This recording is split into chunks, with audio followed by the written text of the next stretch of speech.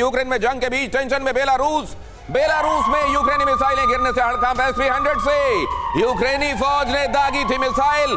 Belarus ने Ukraine की missile मार गिराई। बेलारूस के ब्रेस्ट रीजन में गिरा मिसाइल का मलबा। और अब अगली अहम खबर देखिए, मिसाइल हादसे के बाद बौखलाया बेलारूस। मिसाइल हादसे के बाद बौखलाया बेलारूस। बेलारूस ने यूक्रेन से मिसाइल हमले का जवाब मांगा। यूक्रेन के राजदूत को समन जारी कर मांगा जवाब। यूक्रेन ने कहा मिसाइल हमले की जांच होगी।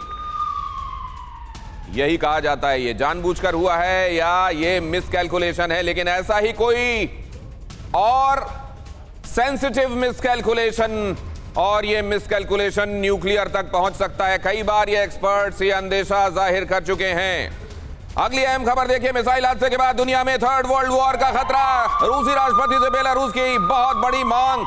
मिसाइल हमले का जवाब देने की अपील। मिसाइल मारने वाले को सजा दी जाए। ये अपने गांव में स्टेशनरी बिजनेस शुरू करके हर महीने 2 लाख कमा रहे हैं। आपके गांव में भी ये करना है तो फ्रीडम ऐप को अभी डाउनलोड कीजिए। बेलारूस ने कहा जांच की बात कही गई है। इंटेंशंस को लेकर पहले ही बड़ा खतरनाक ट्रस्ट डेफिसिट है यूक्रेन के बीच में, बेलारूस के बीच में, यूक्रेन के बीच में, रशिया के बीच में। ऐसे में जब ट्रस्ट डेफिसिट है, जाहिर है एक छोटी सी हरकत भी बहुत बड़े किसी एक्शन में ट्रांसफॉर्म हो सकती है। यहां बेलारूस की तरफ से यह कहा जाना क्या कहता है। मिसाइल, ये जो मलबा आपको दिखाई दे रहा है यहां देखिए, यह जमीन पर पड़ा हुआ कोई छोटा सा मेटेलिक पीस नहीं है। यह वर्ल्ड वॉर तक को शुरू करा देने का दम रखने वाला एक मेटल पीस है। और ऐसा ही एक पिट और मेटल पीस जहां से एक्सक्लूसिव रिपोर्ट किया था TV9 भारतवर्ष ने आपके लिए पोलैंड से। इस तरह के मिसकैलकुलेशंस कितने बड़े एडवेंचर का बायस बन सकते हैं, वो हम अपने मेहमानों से समझने की कोशिश करेंगे। तीनों अहम तस्वीरें आपके सामने। बेलारूस वे यूक्रेन में जंग के बीच ये जो हुआ है, ये जाहिर है ये बहुत अहमियत रखता है। यूक्रेन ने कहा मिसाइल की जांच होगी, लेकिन इधर कहा जा रहा है सजा दी जाए। मिसाइल हादसे के बाद थर्ड वर्ल्ड वॉर तक का खतरा, इसके एंटीसिपेशन। रूसी राष्ट्रपति से बेलारूस की बहुत बड़ी मांग, बदला लिया जाए। अब जरा देखिए षड्यंत्र के इस हिस्से में जरा यह समझने की कोशिश कीजिए। प्रोफेसर अमिताभ, उसके फौरन बाद में आपके पास आने वाला हूं, लेकिन षड्यंत्र में जरा यह देखिए क्या हो रहा है। बेलारूस में यूक्रेन की मिसाइल गिरती है। बेलारूस में यूक्रेन की मिसाइल गिरती है। बेलारूस का दावा होता है कि यूक्रेन ने यह मिसाइल मारी है और जानबूझकर मारी है। अगर यह सच हुआ तो क्या बात तीसरे विश्व युद्ध तक जा सकती है? क्या यह तीसरे विश्व युद्ध का ट्रिगर हो सकता है?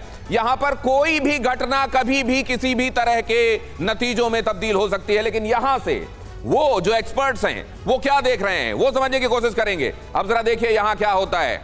नवंबर और दिसंबर, जरा तारीखों के हिसाब से घटनाओं को समझने की कोशिश करते हैं। 15 नवंबर को क्या हुआ था? पोलैंड में यूक्रेन की मिसाइल जाकर गिरी थी और दुनिया की सांसें थम गई थी कि अब नेटो, उसका क्लॉज 5 क्या होगा आगे, क्या क्लॉज 4 क्या होगा इस दुनिया का। 29 दिसंबर बेलारूस में गिरी यूक्रेनी मिसाइल।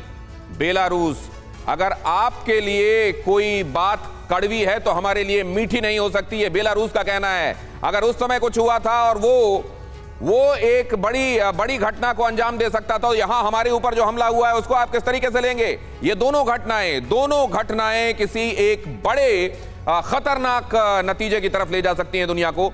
वो देखा हमने और ये हम देख रहे हैं। यूक्रेन ने यहां पर ये कहा है हम जांच करेंगे, बेलारूस ने कहा है बदला लिया जाए। जरा इसको समझते हैं प्रोफेसर अमिताभ। देखिए दिनेश जी, एक चीज़ तो बहुत स्पष्ट है कि बेलारूस पर ये S-300 यूक्रेन से ही आया है। अगर इसको ट्रेजेक्ट्री को भी देखें और जितने जानकार अब तक बता रहे हैं उनको यही लग रहा है यूक्रेन की तरफ से आया है। अब ये सेल्फ डिफेंस, मिसाइल डिफेंस की तरफ से आया है या ऑफेंसिव है, ये अब बाद में पता चलेगा।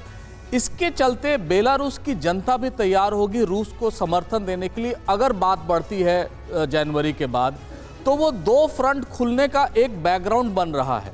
जितने भी वॉर देखें, ये तो वॉर चल रहा है, हम सब देख रहे हैं, जितने भी आप वॉर देखें इतिहास में, सबसे ज़्यादा प्रॉब्लम कब होती है? जहां स्ट्रैटेजिक मिसकैलकुलेशन होते हैं, जहां एक्सीडेंट होता है और उसी से बात बढ़ती है। राइट। अगर इस तरह की बातें हुई, और इसका आपने पहले भी देखा है, 15 नवंबर को G20 की मीटिंग में पूरे G7 मेंबर्स आकर मिलके एक डिस्कशन करने लगे थे कि किस तरह ये एक यूक्रेन से पोलैंड की तरफ एक मिसाइल गिरा है। तो ये स्ट्रैटेजिक मिसकैलकुलेशन है या नहीं, लेकिन बेलारूस किसी न किसी तरह अपनी जनता को भी ये प्रिपेयर कर रहा है कि हमें युद्ध के लिए तैयार होना होगा, क्योंकि अब सिर्फ रूस ही एनिमी नहीं है, हम भी एक एनिमी की तरह सामने आ रहे हैं और इसके लिए उनको एक बैकग्राउंड मिल रहा है। तीसरी जो सबसे इंपॉर्टेंट बात है कि ये जो मैं मानता हूँ विंडो ऑफ अपॉर्चुनिटी खुला है, उसको अगर यूटिलाइज नहीं किया गया पीस के लिए, पीस इनिशिएटिव के लिए, हालांकि ये भी लग रहा है कुछ पीस इनिशिएटिव चल रहा है बैकड्रॉप में, अगर वो फ्रक्टिफाई नहीं हुआ, अगर वो पूरी तरह से अपने मुकाम पे नहीं पहुंचा, तो बहुत लग रहा है कि जनवरी के बाद ये युद्ध भीषण हो सकता है। तृतीय विश्व युद्ध का तो पता नहीं, लेकिन ये वॉर और इंटेंसिफाई होने की संभावना लग रही है दिनेश जी। ये अपने गांव में स्टेशनरी बिजनेस शुरू करके हर महीने 2 लाख कमा रहे हैं। आपके गांव में भी ये करना है तो फ्रीडम ऐप को अभी डाउनलोड कीजिए।